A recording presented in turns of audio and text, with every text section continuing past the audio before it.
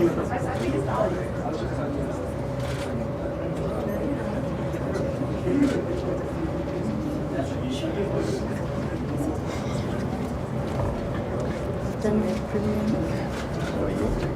thanks. How are you? Thank you.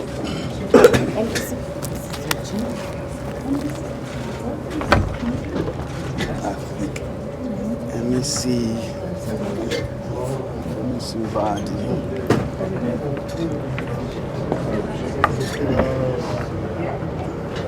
We're just waiting for them to come with the statements.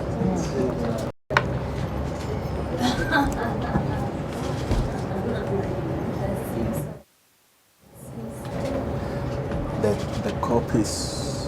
Yes, where's the copies? Gigi?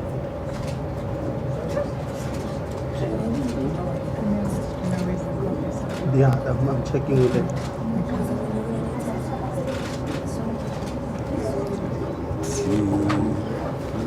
So it's gee. There's lots of It's like the World Cup announcement. television. It's like you like Ericsson. What's from Eskom? This is like this is like the World Cup. Andrew,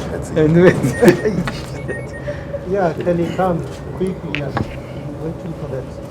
Yeah. So, All right. Sure. shouldn't You need a copy. yeah. You need the statement. Well, there's your copy of this. Yeah, I would say he's right.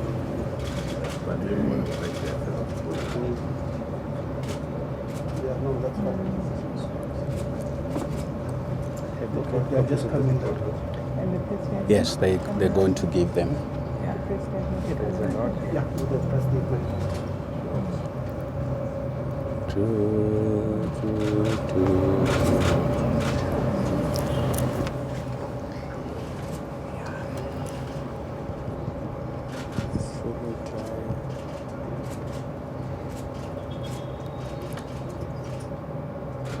Is it afternoon already? Yeah, it's afternoon. Good afternoon, ladies and gentlemen. You look too serious. Eh? What? We talked to No. I'm not talking about the issue. I'm talking about yourselves. You look like you are in a classroom. Eh? So no one must whisper. Tell him to come here. No, you don't have to hear. Sabelo, you don't have to hear. Okay, that's fine. That's fine. Okay. That's fine. Yeah. Yes. So we are just fresh from an executive council. Yeah. So Yeah. meeting. That's our provincial cabinet. So bear with us. They'll come. The copies run after that, only after that.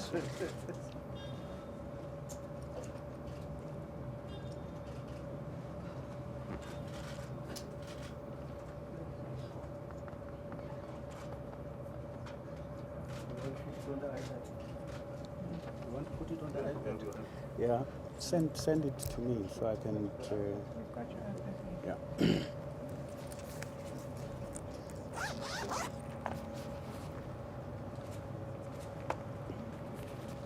So that can I just put it here?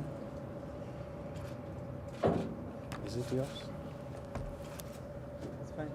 Is it mine here? I just want the owner not to be unhappy.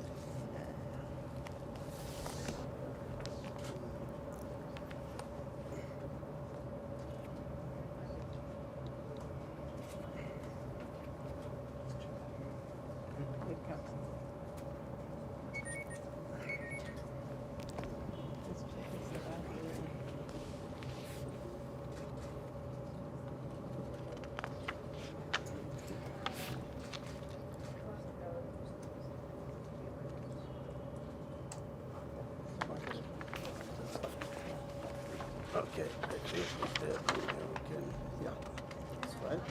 All right. All right, ladies and gentlemen, we are almost ready. In a few seconds, the Premier will speak to you. As we said in the advisory, the Executive Council met today to further look at the recommendations, the report and recommendations of the advisory panel on the GFIP, on the impact, socio-economic impact of the GFIP and the e-calls. The Premier will speak to you about the outcomes of the meeting. And as we also promised, we will be releasing the report to the public. The Premier will speak to you now. Over to you, Mr. Premier.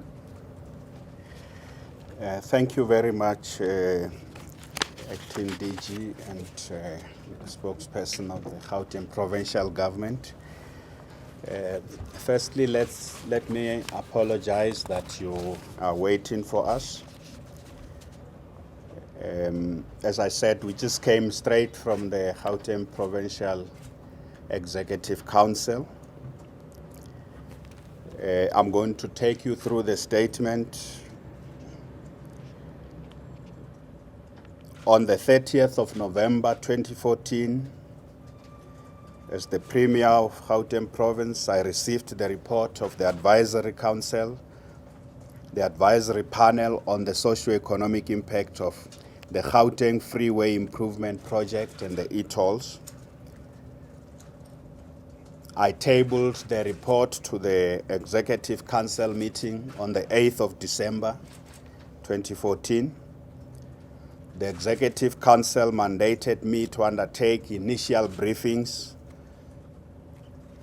to the national government and affected municipalities on the findings and recommendations of the advisory panel prior to the release of the report to the public, as we said then, in early 2015. The Provincial Executive Council met today on the 15th of January 2015 to receive feedback on the outcome of the briefing sessions that I held with national government and our local government mayors, particularly from the metros, the 3 metros, which are affected by GFIP. And EXCO also considered what the final process should be on the findings and recommendations of the panel. EXCO is the Executive Council. The advisory panel was established in July to conduct comprehensive socio-economic impact assessment on the Gauteng Freeway Improvement Project and the e-tolls in particular. The establishment of this panel was a direct response to the public outcry on the e-tolls. In line with its mandate, the panel conducted thorough consultations with stakeholders, held public meetings in communities, and commissioned research, and also convened roundtable discussions with experts on matters of transport, the economy, and the environment. Various organized formations and members of the public made written and oral submissions on how they are impacted by the Gauteng Freeway Improvement Project and the e-tolls in particular. They also proposed wide-ranging solutions to the problems that they identified. So we are able to share with you what the key findings, the primary findings of the report are, and then we will also say something regarding the recommendations. The first primary finding is that the implementation of the Gauteng Freeway Improvement Project has indeed benefited the economy and the people of our province in various ways, namely better quality of the road system, reduced travel time, improved fuel efficiency, reduced vehicle operating costs, and improved logistics efficiencies for business. And I need to say that these positive aspects of the upgrading of our roads is something that could not be disputed. There was overwhelming agreement that traveling in Gauteng now is better than it was before. It's easier, it's faster than it was before. So these positive benefits were appreciated by those who came before the panel. That's the first primary finding. And we use primary because there are many issues you will go through in the report. The second primary finding is that whilst there's general acceptance of the user pay principle and willingness to pay for the current and future upgrades of both roads and public transport infrastructure, in its current form, the e-toll system is unaffordable and inequitable, and it places a disproportionate burden on low and middle income households from a cost point of view, and then it is also administratively too cumbersome. So that's the second primary finding of the panel. And as I say, there are many other details, things that the panel says, but these two are the primary findings from a cost and benefit analysis. With regard to the recommendations, in this regard, the main recommendation of the panel is that elements of the current system must be reviewed to address questions of affordability, equity, fairness, administrative simplicity, and sustainability. And this is linked to the second finding about the system not being affordable and equitable and placing a disproportionate burden on low and middle income households.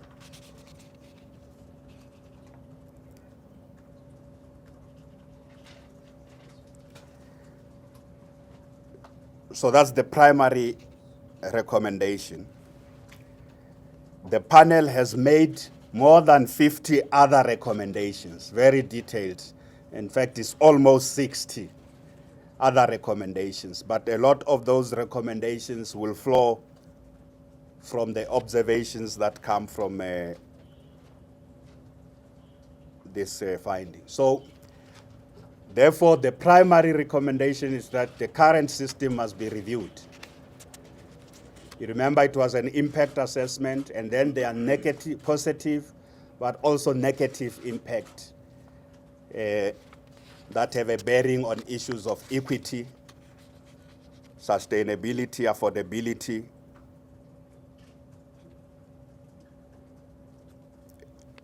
and also the problem of the administration of the system.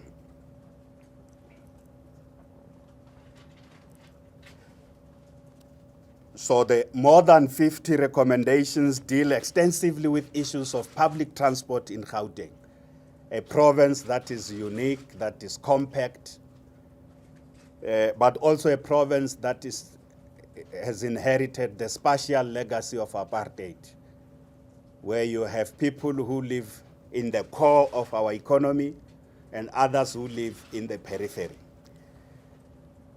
So public transport, issues of environmental sustainability are also dealt with amongst the many recommendations, and as well as issues of spatial integration. So there are many recommendations in there, and there are also detailed recommendations on what's called options, funding options.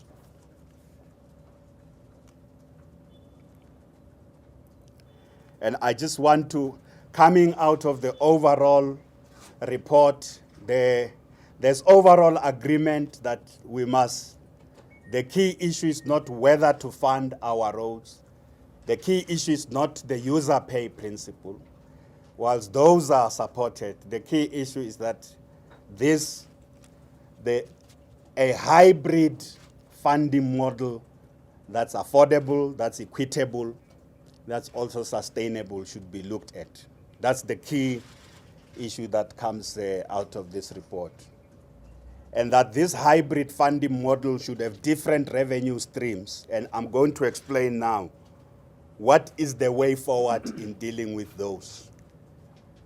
As the report says, that the current system shifts the burden to those who live far, those who travel longer distances to come into the economic core of Gauteng. And those would largely also be low income and middle income households, including the SMMEs that are in the periphery, township-based enterprises, which are forced to come into the core of the economy and go out. And then one of the things you will see in the report is the design of the e-tolls. They are themselves gateways into the core and out of the core. So if you live in the core and you don't have to travel out of the core, you are safe. But if you live out of the core and you are forced to come into the core and out of the core for your own living or your own business or your own work, if you work in places far from where you live, whether even middle-income people who may be living in suburbs, the burden is more for them. I took a little bit to explain to you this part so that when you get the big document, there's a set of diagrams that are key that show who's inside and who is outside and who is more negatively impacted and who may be positively impacted by this. What is the way forward? The provincial government is already working with national government and the three metros, what we call the affected municipalities, the three metros, Johannesburg, Tshwane, and Ekurhuleni, to consider all the recommendations and their full implications. So we are already working together. I started the consultation in December as mandated by the executive to consider all the recommendations and their full implications, including the best funding model for the current roads that have been upgraded. That's the Gauteng Freeway improvement, the current one, as well as future investments in public transport infrastructure and new roads. One thing that you will get in the report is that our roads, even with the current upgrading, they are also getting clogged again. So soon we will get to a point where the benefits of free movement and faster movement are already getting outweighed, even with the current system. The roads are getting back to getting clogged again. So if there's no interventions about new roads, but also most importantly, the panel says massive expansion of public transport at a rate much more rapid, we will get to a big log jams very soon. So the process that we are saying we are led by Deputy President Cyril Ramaphosa in this process of consultation to look at the recommendations and their full implications, including issues of the funding, the hybrid funding model that is proposed by the panel. In addition to the engagements and the consultation between the three spheres of government, In keeping with the commitment to consult the people of our province on matters that affect them, as the Premier,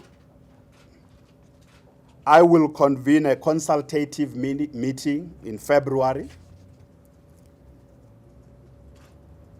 where we will look, that's why we are releasing the report, to give constituencies, stakeholders that made submissions a chance to look at the report. But we will meet with them in February to look at the recommendations and their full implications, including discussing with them the best funding model. Because these things are proposed, they are wide-ranging, they are in here. One of the important things that has to be understood is that we can easily sit as government now and make a decision. But both as the provincial government and something that's also understood by our national government, we take the view that we must take, every next step must be with the people of Gauteng. Every next step must be with the people of Gauteng on every issue. So that's why we will convene a consultative meeting. Instead of sitting here to announce what our decisions are on every aspect, we are now looking at the funding model. We are modeling every proposal that was raised during the hearings is now being quantified, as well as those that may be negative. Can the negative side be mitigated? Those that to enhance our capacity to raise revenue. So this will be finalized in February, but we are working together with national government, and in the province we are consulting with the stakeholders to find common ground and a common solution that is sustainable, affordable, and equitable. Having concluded the consultation, this consultation process, so there will be an announcement made by government thereafter. And we emphasize government here because we are working together with national government and municipalities on this. So government will make an announcement immediately after concluding this consultation process. Many of you will have a chance to look at the report, but as the provincial government in Gauteng province, we commend the work that was done by the panel. It was not an easy job, an easy exercise to undertake in 5 months and conclude. We are confident that this work will contribute enormously to improving the quality of governance in Gauteng province. And let me just explain the quality of governance. Setting the issues of the funding aside, one of the key issues the panel raised is that democracy is not a waste of time. One of the important things the panel raises is that democracy is never a waste of time. And the problem of democracy requires democracy to solve. So the panel raised that issue with us, that whatever next step, whatever decisions, because we will make the final decisions on all these issues. The panel said it's important that even on those, we consult with the people of our province, and that's why we will convene a consultative session on these issues. The council also thanks, that's the executive council, also thanks the people of Gauteng for their positive contribution to the work of the panel. We can't thank the people more. They cooperated. Different sectors put forward their views, and those views would be in the long recommendations that are put there. A lot of them, these views would also have been at odds because people don't share same views on on different issues. We thank the people of our province for their cooperation. And we are therefore releasing the report today, as we promised that we will do so early in the new year. We are ready to take any questions, and on the details, you will have time to go through those details. Thank you. Okay, all right. Thanks, Premier. All right, let's take questions. Please just identify yourself. We will be giving you the report in a disc. So, because you know all of you have used technology, you'll be able to read it. We didn't want to contribute to environmental degradation by printing, using more paper. Okay, let's start with you. Hi, Premier. My name is Pamela from PMCA. I'd just like to ask that I understand that there's this consultative process that you're now embarked on. My question to you, sir, is while this process is going on, should the people of Gauteng continue to pay their e-tolls? That's the first question. And the other question I'd like Ask to... one question, we'll come back to you. The problem is that when we ask many, then you will forget the other. When we answer, we tend to focus on one. So, Premier, we can answer. My answer is the same I gave during immediately after the State of the Province address and during the State of the Province address. As we are finding appropriate responses to the concerns that have been raised, and now they've been determined. The panel has determined that these concerns are legitimate. My advice would be that the people must continue to pay as we find the lasting solution. That is my advice. I wouldn't advise otherwise. Bazukile from Power FM. I'd just like to find out, Premier, just what are these alternative funding models?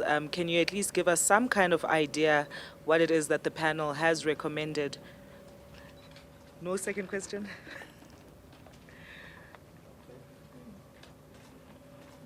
No, one at a time. You will. Those 15 recommendations. Okay, we didn't make copies. We're actually going to give you a list of the detailed recommendations, which will tell you what those options are. But the Premier can answer you now. Okay, you will see when you go through the report that what is being raised there is that the hybrid funding model must still consist of contributions by car users. So you and I contributing. So if I have a car, I must still contribute. There are various details there that are being explored, including a flat rate, determining what the panel calls a more affordable, much more affordable flat rate that should be looked at, also based on looking at currently what would be regarded as something that carries a lot of people. Other options, so the first thing would be that there must, and this is important for us, we want to make it clear that people who came before the panel generally we're saying we are willing to pay, but let's find a mechanism that's not inequitable, not unaffordable, but also complex to understand. Because one of the important things is, apart from a flat rate that's more affordable for users, also look at other additional sources of revenue. And the other additional sources of revenue is actually contributions from government and other mechanisms. So there are many, because you remember there are people who also made proposals on issues of the fuel levy, both province and national. I don't want to go into those things. You will see very elaborate arguments that support each of the proposals that were made, were examined. And I don't want, it's not my, the panel looked at the pros and cons of each of them, but the hybrid model will be a combination of sources that would include raising revenue from, as I say, other sources. But that hybrid model also should make it easy for people to budget, to know, because one thing the panel says is that the current system, it's very difficult. The research conducted on behalf of the panel, people say we don't know how much to budget. We don't know how much to pay, we are going to pay end of the month. Something that, so a combination, I don't want to go into details now because we have our own in-house process also now to start looking at what may be more efficient. We will engage the various stakeholders on those. But I can assure you that what people want to know is, what will this cost me? And because I'm willing to pay, what is the easiest way to pay for this? And where else will the money be coming from to help us repay the debt, but also build new infrastructure? We want to emphasize it's also about building new infrastructure. And there's a deep appreciation by people who went before the panel to say that we are a province that's the leading economy. We need to build state-of-the-art public transport infrastructure, which is good for our economy, but it must be done in a way that doesn't cripple our citizens. So that's important. So I am quite reluctant to go into those details. You will have an opportunity to look at them. What is called the hybrid model, a combination of sources of income. You will have an opportunity to look at that. And that work is being done by us in preparation for the stakeholder consultative meeting. We'll also be able to quantify each of those sources of income, how much you may be able to raise if you do this. You get income from this or that source. From the Business Day. Premier, to what extent is SANRAL part of your consultations? They are scheduled to go to the markets earlier this year to borrow more funds, and I think the uncertainty around this process would probably be a difficulty for SANRAL. To what extent are they involved? And then, were you surprised by the findings that those communities on the periphery were actually most disadvantaged? Because I recall in the previous administration, we were told extensively that the grumble around e-tolls was the grumble of the rich, and now the panel has now told us that it's actually poorer and middle income communities that are facing the biggest burden. Okay, I think all I can say to you is that we are working with national government, and we have national government. That's our reference point. The team led by the Deputy President. I don't want to go into any other details about who else is part of that. You know, when you set up a team like this, you do so with an open mind. I think what you will see in that map is that the spatial geography of apartheid will continue to have long-term impact on everything we do. So unless we take very decisive action to transform the apartheid landscape, what we have inherited as the spatial landscape of apartheid, every other policy intervention we make is going to keep going back to this question. That's why Natasha, in our program of this fifth administration, what we call transformation, modernization, and reindustrialization pillars, the 10 pillars, one of those 10 pillars is decisive spatial transformation. And the other is the modernization of public transport, and they have a direct relationship. The other one, modernization of human settlements, which also has a direct relationship to spatial transformation and public transport. To locate most of our people must be located closer to where they work.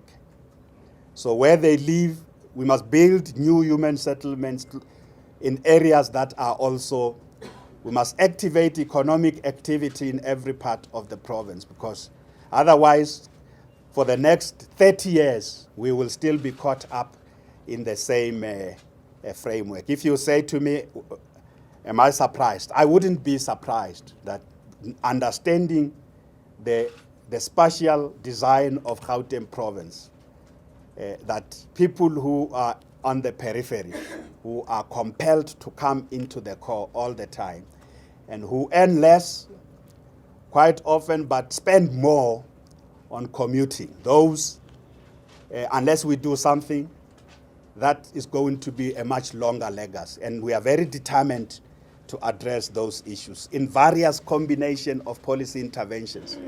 We want to build new cities that have vibrant economic nodes closer to where the majority of the people of our province live. More than 80% or so of the population of Gauteng live in the periphery. Black, colored, Indian, and indeed there would also be whites who live in the periphery. Middle class, some live in the core, others live in the periphery as well, regardless of color there. So we want to address these fundamental issues. And it is not going to be easy, but we are determined to do so. That's why the central question is not only the current GFIP, the current roads. It is also about the public transport infrastructure and roads, road networks that connect our people wherever they are. And as I say, new economic and logistics nodes that create more employment for our people where they are. On the township economy intervention is also a critical element of that, to try and improve the vibrancy of the township economy so that the township people are not forced to always come into the core themselves for survival, for their own business in that way. This is a detailed issue that we will deal with again during the State of the Province address. We will say what are we now going to do since the last State of the Province address? Where are we building new cities? Where are the new economic nodes? But you won't address this by one intervention. But we do need an intervention now with regard to the current system of e-tolls. But it must be accompanied by many other comprehensive interventions.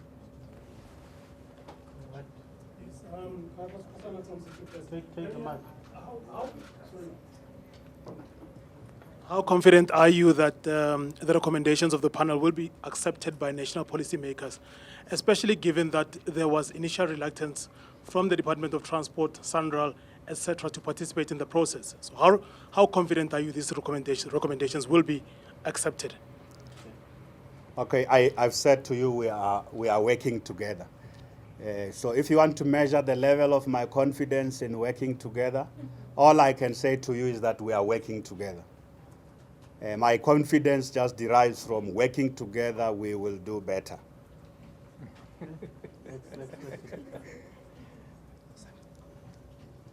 Yes, got the mic there. Inge Lamprecht from MoneyWeb. Premier, you said that a combination of sources will raise revenue from other sources. Does that mean that you will need less money from road users and potentially that lower and middle income people would be paying a lower fee in future potentially?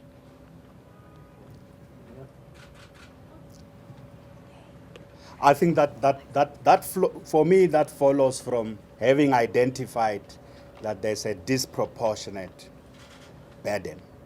The only intervention going forward, the recommendations are made that you need a more affordable flat rate. Because what we also want to say to the people of Gauteng is that we can't have it's not sustainable that some people pay and others don't pay. It's not sustainable. That's why we need an affordable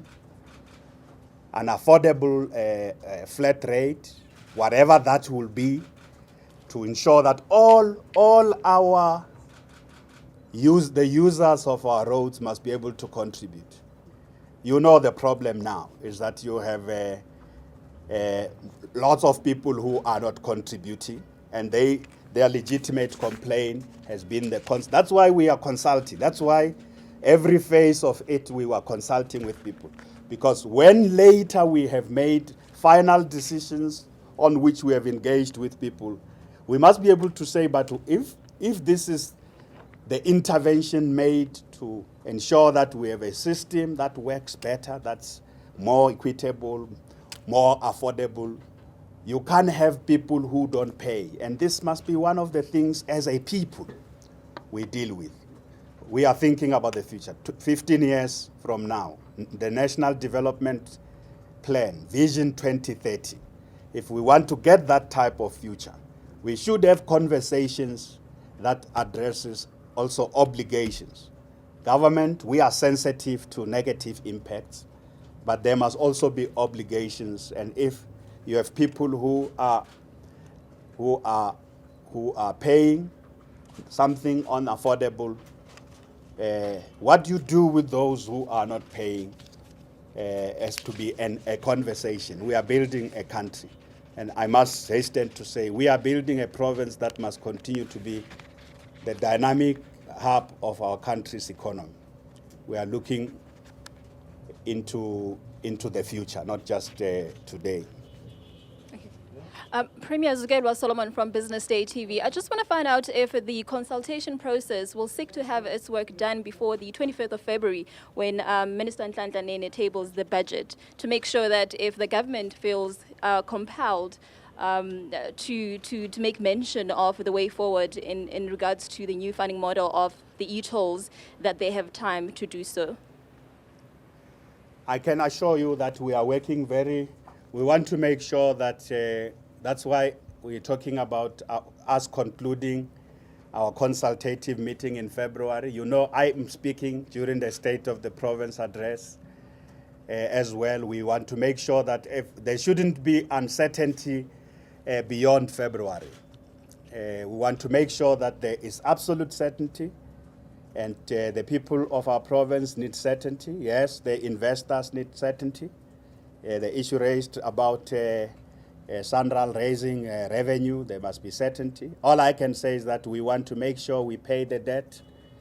It's an obligation we have as a sovereign state because that money has benefited improving our roads. So we want to conclude this process, and I'm confident that the Deputy President will drive the process at the level of government to meet our to ensure that by February we have completed. But in the province, my engagements with civil society and stakeholders will be concluded pretty. I'll say before the end of February. I don't want to talk about budget issues because those are national issues. I can assure you that I want to ensure that by the time we go to the State of the Province address, we have had the consultations. Okay, thank you. It's Clement from ANN7. Premier, I just want some clarity on the consultations that are going to happen moving forward from this point.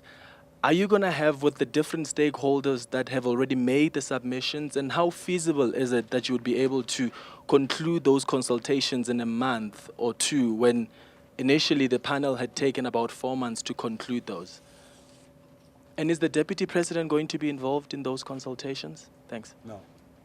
No, that process, the Deputy President is not involved in our Gauteng process. He's driving the national process that brings us in. That is my obligation as the Premier of Gauteng to consult with the people of this province. You are asking if it will be feasible. Yes, we are not having 100 meetings anymore. The panel has identified issues, recommendations. So we are going to have a consultative meeting. Yes, in between we will be talking to the different sectors that are now looking at these recommendations. But we will have essentially one consultative meeting that brings everybody, and this is those who have made submissions to the panel, into one meeting. And as I say, in between there are also those, once they get this report, as it has happened, they would be wanting to talk to us, and we will talk to them. But we will have one final meeting where we will be able to say, given the recommendations of the panel, this is the way forward. What do you think as those? The panel has said the following on the various sources of revenue, from the fuel levy to any other idea. We will be bringing back there to say we have also costed these sources of revenue, how much can they raise? And a conversation on a flat rate also will take place at that point. So I think that's what we will be able to complete this process. I'm confident, because we now narrowing the gap, because the report points us in the direction of what the possible options are. And all you have to understand with this report, it puts forward options. It's not saying this is this. And that's important as for us, that binding people into one single way forward may not always be helpful. The panel says to us, look at these options, but engage people on these options before you make the final determination. And this is precisely what we are doing. Premier Marijke Vermaak from Jacaranda FM. I know to an extent you've answered this already, but I'm looking at the response on Twitter, obviously, as we're all tweeting, and people are going, they won't pay. They're not going to pay for this. What can they do to me if I don't pay? What do you say to these people, and what can be done to these people if they don't pay? We have released the report. We are now engaging, which will culminate in a conversation. I don't want to respond to what you are saying people are saying. I think many people who came to make submissions before the panel, they emphasize that we are willing to pay. And we take that as an important thing. We are willing to pay. We take that as an important act of goodwill. We want to build on an act of goodwill. Okay, we're going to take the last two. Let's start with you. Oh, okay. Bazukile again from Power FM. I'm just interested to know if you can share what will happen to the gantries should this hybrid funding model be implemented. Would they just become white elephants on our freeways, or are there suggestions on what to do with the system itself or the physical infrastructure? I think you are jumping the gun. Let's wait. Let's wait until the model is decided upon. Then we can talk, because you see, these are things that are still being considered. So let's wait until we get to that time. Okay, I think that was the last one. Thank you very much. But what I can assure her is that it can never be wasted investment. I can assure you. It can never be white elephant. They are very useful, and the panel looks at some of the things as part of intelligent transport systems. They are already very useful. Apart from the issues of concern that people think about where they help with the MEDEV, they are very useful. The MEC of Transport can say something about that for you to understand. It can never be wasted investment. Whatever is decided.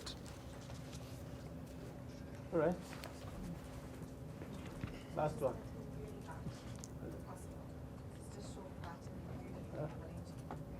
There? Hey, what is Zulu fight? Then you also want vendor by. That's true. No, it's going to be difficult. We can arrange that. We are done. Afterwards. Okay. I think we done, ladies and gentlemen. Thank you very much. You do have the disc, I hope. The disc in there. They're not disc. No, we'll make sure you have the disc. And the report is on the website. Let's check. Yes, you can't keep this. We got more. That's what this time. Oh yeah. I think it's until I'm sure. No. Why is this Email out? me the statement of it. No, it's email me that was the summary. Doesn't say anything. Always read about it. Baie van die Q&A's afgekom, want ek was besig om